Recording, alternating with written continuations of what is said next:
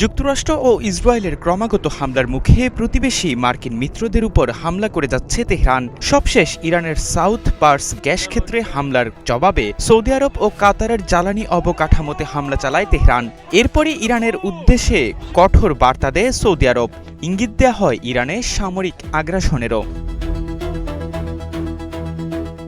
Saudi আরবের পররাষ্ট্রমন্ত্রী Prince Faisal বিন ফারহান জানান, সৌদি আরব ও প্রতিবেশী দেশগুলোর উপর তেহরানের হামলার ঘটনায় রিয়াদের ধৈর্য অসীম নয়। এই সময় তিনি ইরানকে অবিলম্বে তাদের রণকৌশল পুনর্বিবেচনা করার আহ্বান জানিয়েছেন। সৌদি পররাষ্ট্রমন্ত্রী বলেন, ইরান খুব পরিকল্পিতভাবে এই অঞ্চলের দেশগুলোর উপর হামলা চালাচ্ছে, যদিও তেহরান এই অভিযোগ অস্বীকার করেছে। জীবন অবাক না করলে কে করবে? 28% মিল্ক ফ্যাটের অবাক করার সাথে ফ্রেশ মিল্ক পাউডার। জীবন অবাক করুক প্রতিদিন।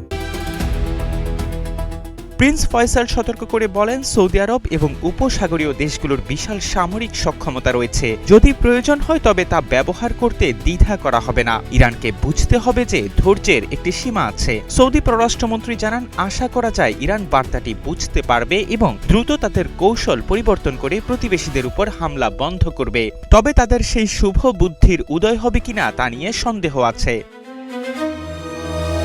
গত বুধবার কাতারের রাস লাফান গ্যাস ফিল্ড এবং সংযুক্ত আরব আমিরাতের হাফসান গ্যাস ফ্যাসিলিটিতে ইরানের হামলার পর এই কড়া প্রতিক্রিয়া এলো। রাস লাফান বিশ্বের অন্যতম বৃহত্তম এলএনজি উৎপাদন কেন্দ্র, যা বিশ্বের মোট সরবরাহের প্রায় 20% নিয়ন্ত্রণ করে। কাতার এই হামলার তীব্র নিন্দা জানিয়েছে।